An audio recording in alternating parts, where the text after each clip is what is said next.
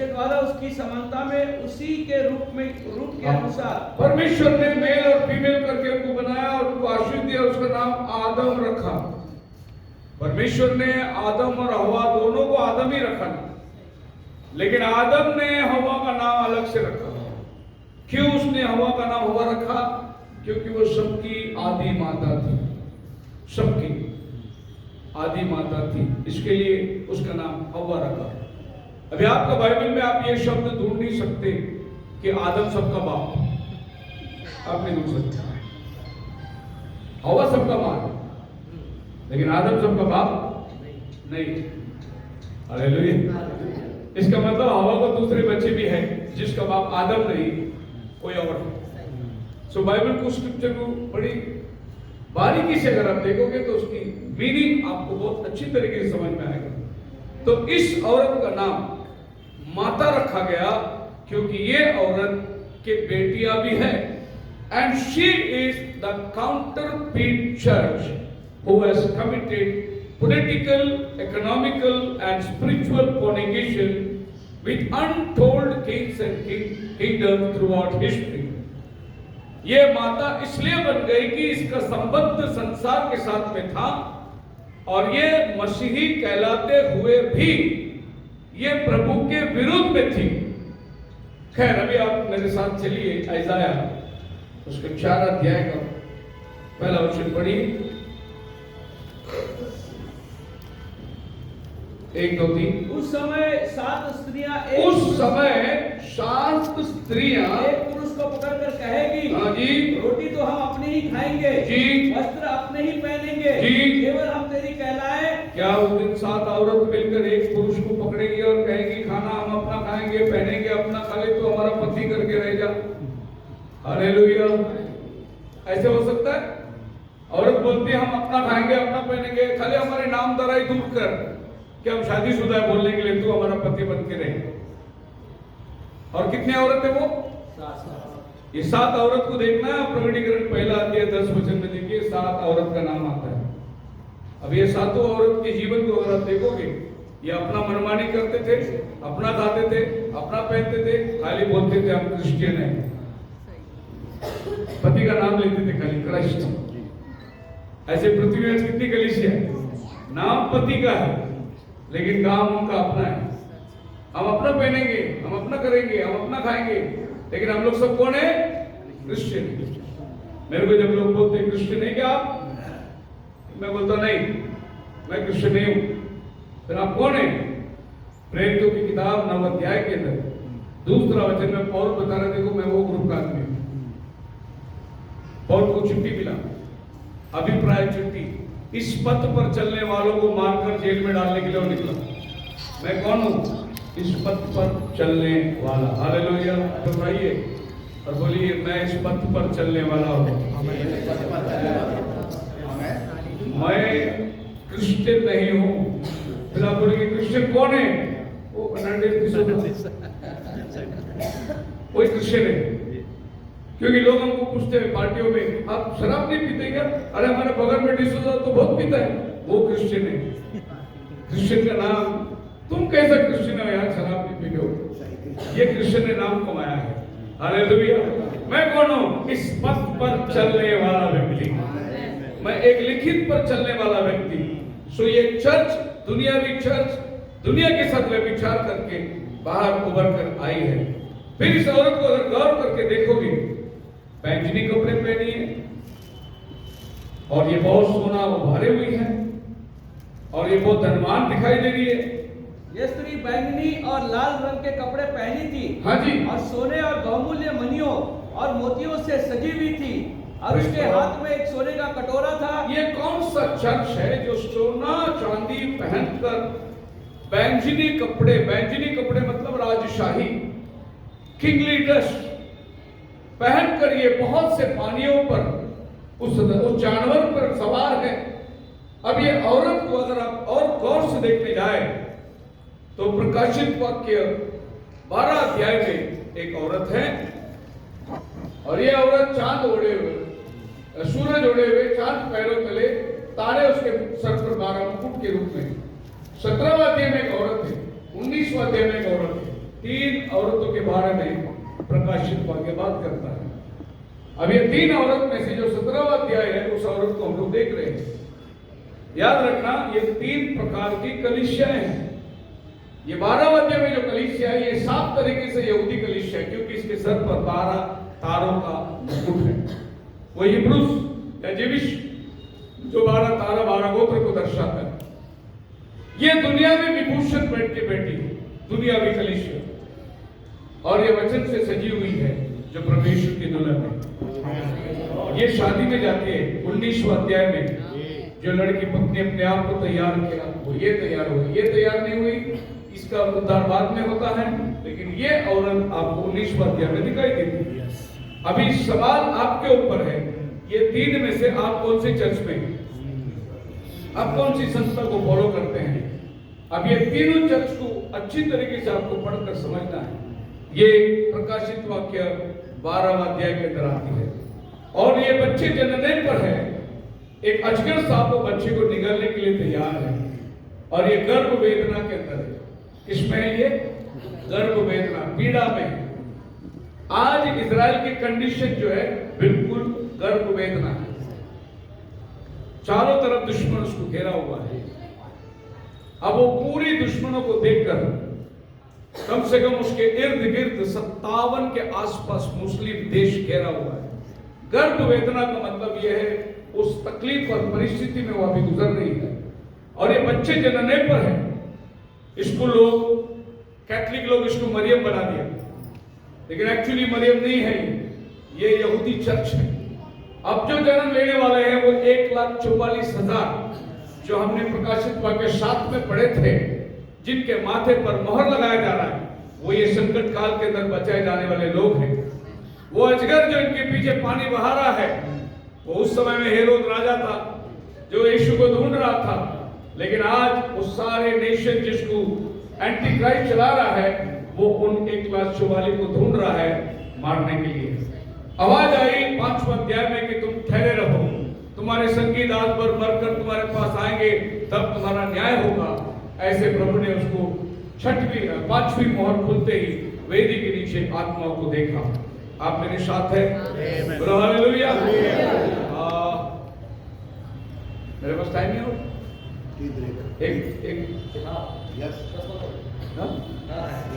एक बजे तक चलूं, फिर बाकी सेकंड सेशन में करता हूं। तो ये औरत जिसके माथे पर ये निशानी है वेद बड़ा बाबुल, तो ये बाबुल को देखने के लिए हम पीछे गए, उत्पत्ति से लेकर। एक बात मैं आपको बताना चाहूंगा, आप जो भी स्क्रिप्चर पढ़ोगे, जो भी विषय को आप लोगे, उसको देखने आपको उत्पत्ति में जाना ही पड़ेगा, क्योंकि उत्पत्ति हर चीज की शुरुआत है, और वो किधर खत्म होती है देखने के लिए आपको रेवल्यूशन में आना पड़ेगा। अगर ये 2 किताब को आप समझ रहे हैं तो इसके अंदर की सारी बातें उसी में समाया हुआ है। उत्पत्ति में हर चीज की शुरुआत के लिए आपको जाना है। विश्वास का पिता अब्राहम देखने के लिए आपको उत्पत्ति 12 में जाना पड़ेगा। वहां पता चलेगा वो कैसे विश्वास में, कैसे वो खुदा का मित्र बना। आपको जीवन का पेड़ देखना है जो प्रकाशित वाक्य में दोनों नदी के समीप लगी है, 12 महीना फलता है, तो आपको उत्पत्ति में जाके देखना है, उधर एक जीवन का पेड़ था। सो इस तरीके से उत्पत्ति और प्रकटीकरण दोनों साथ साथ चलती है, और दोनों किताब आपस में नजदीक वाली किताब। अगर आप अपना बाइबल को उठाए, उसको तरफ मोड़ के देखो ऐसा, तो जेनेसिस और रेवलेशन दोनों मिलता है। Ready? Praise the Lord, hallelujah. और ये दोनों किताब में हर चीज की शुरुआत और हर चीज की खात्मा। सो ये सब चीज आप पीछे जाके आपको देखना है। प्रकाशित वाक्य में ये औरत जो दिखाई देता, ये अन्य जाति कलीसिया है। अन्य जाति कलीसिया ने आप और हम। अब प्रकटीकरण 19 में आते हैं, इजराइल प्रकटीकरण 12 में आते हैं, और दुनियावी चर्च प्रकटीकरण 17 में आते हैं। ये तीनों कलीसिया ये पृथ्वी के ऊपर अपना अपना काम कर रही है। इसको कहते हैं होली मदर चर्च। आप इससे पूछें तो आपको प्रोटेस्टेंट क्यों बोलते हैं? क्योंकि आपने प्रोटेस्ट किया, इसके लिए आपको प्रोटेस्टेंट बोलते हैं। प्रोटेस्ट किसने किया? लूथर ने किया। और लूथर ने क्या प्रोटेस्ट किया? 95 थीसिस लिख दिए। और कहा कि इसका जवाब दो और फिर तुम अंदर जाओ। सो प्रोटेस्ट किया उसने। जब ये लोग निकल कर बाहर आए तो उन्होंने इनको नाम रखा, ये लोग प्रोटेस्टेंट लोग हैं। बोलो हालेलुया। अब ध्यान से सुनिए मैं क्या कहने जा रहा हूं। वो जो दो औरत घड़े को उठा रही थी ना, पुराने नियम में, वो तो उसने दर्शन में देखा, लेकिन वो दो औरत आज प्रोटेस्टेंट और कैथलिक, ये दो समानता की कलीसिया उस अशुद्ध घड़े को उठा रही है और जा रहे हैं शिनार में। आई बात समझ में आती है? अब बाइबल में उन बातों को आप दृष्टांतों में देखोगे और उसको आप प्रकाशित वाक्य में देखते हैं कि किस तरीके से वचन पूरा हो रहा है। इसलिए मैंने शुरू से बोलते गया वो कलीसिया कलीसिया कलीसिया, अहोलीबा और अहोलिया, ये दो औरत जो अशुद्ध औरत को उठा रही लेके जा रही है। सेकेंड सेशन में मैं आपको बताऊंगा वो लोग कैसे मॉडर्न बाबिल बना रहे हैं और उसमें प्रोटेस्टेंट और कैथलिक कैसे जाके मिल गए, ये मैं नेक्स्ट सेशन में आपको बताऊंगा। लेकिन ये दोनों कलीसिया को ध्यान से सुनिए। उसके पहले ये जानवर के बारे में मैं बताना चाहता हूं। ये जानवर जिस पर वो औरत बैठी है 17वां अध्याय के अंदर, वो जानवर 13वां अध्याय में प्रकट होता है। मैंने एक पशु को समुद्र में से निकलते हुए देखा। हाँ जी। जिसके 10 सिंग और 7 सिर थे। हाँ। उसके सिंगों पर 10 राजमुकुट। तो मेरा कहना यह है कि जब जानवर आता है तो पावर आती है। पावर जानवर से संबंधित है। तो ये जानवर समंदर से निकला और उसके 10 सिंग थे, 7 सिर था। ये जानवर जब समुद्र से निकलता है, देखिए ये जानवर कैसे निकलता है। इसको पावर दिया गया, इसको ग्रेट अथॉरिटी दिया गया।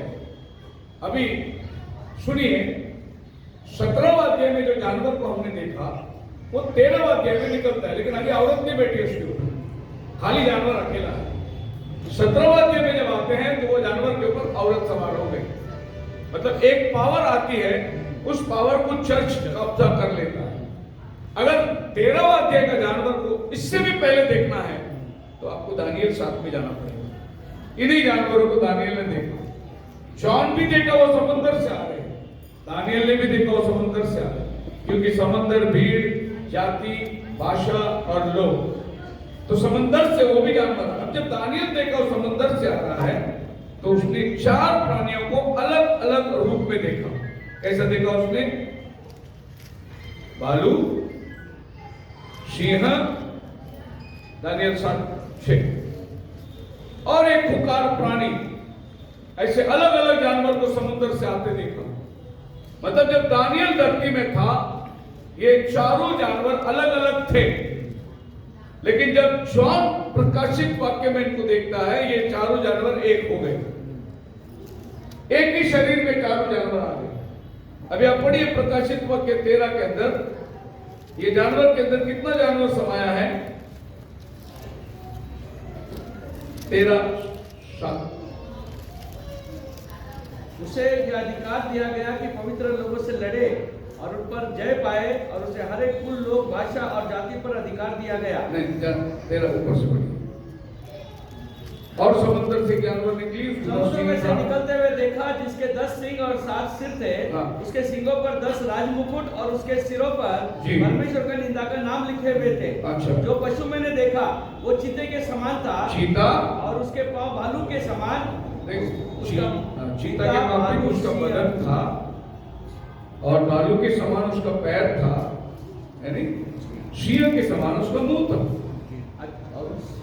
ये जानवर जो है इसका पैर भालू है, बदन चीता का है और सिंह का मुंह है। मतलब ये कितना जानवर मिलके एक बन गया। तो दानियल देखा ये अलग अलग राष्ट्र थी, लेकिन जब जॉन देखता है ये सब राष्ट्र एक हो। अब ये सब राष्ट्र जो एक होती है और वो एक राष्ट्र जो मिलकर जाता है आज का यूरोपियन यूनियन, ये सब राष्ट्र मिलकर आज एक पार्लियामेंट बनाए। और ये पार्लियामेंट जो उन्होंने बनाया बिल्कुल बाबेल टावर का जैसा बनाया। उनका पार्लियामेंट का जो बिल्डिंग का स्ट्रक्चर है उन्होंने बाबेल टावर से लिया। फिर ये बाबेल टावर में इन्होंने ऊपर का जो भाग है बनाया, ने खाली छोड़ा। तो ये बताने के लिए कि इन्होंने भी कंप्लीट नहीं किया तो हम भी कंप्लीट नहीं करेंगे, ऐसा उन्होंने छोड़ दिया। रिसेंबल आपको बिल्कुल बाबेल टावर जो शिनार में वो औरत ने बनाई थी निम्रोद राजा के समय, वो नया नियम आपके और हमारे युग में वो जाकर एक बाबेल टावर बनाए जिसको यूरोपियन यूनियन, ये है फ्रांस में।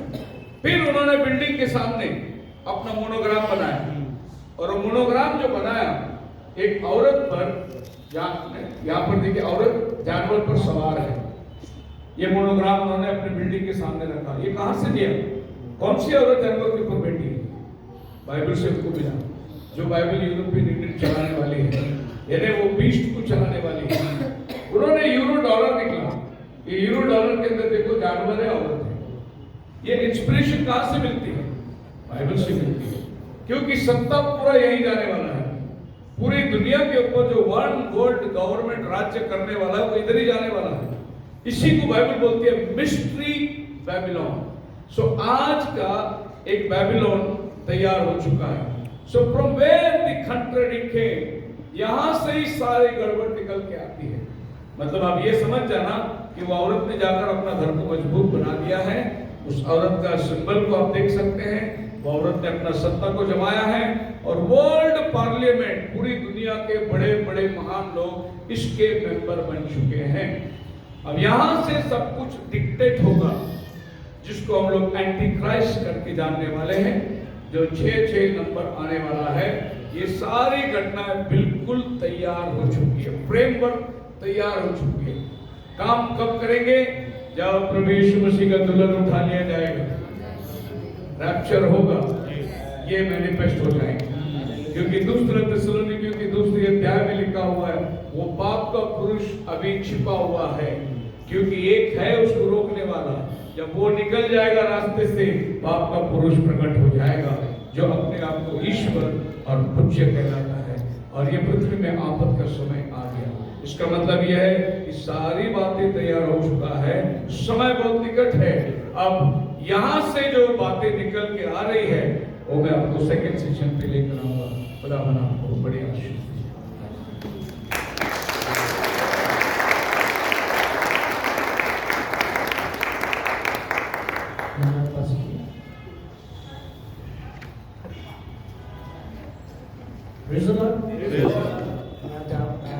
समय ज्यादा नहीं लेना चाहूंगा मैं। आइए हम सब खड़े हो जाएंगे दुआ में।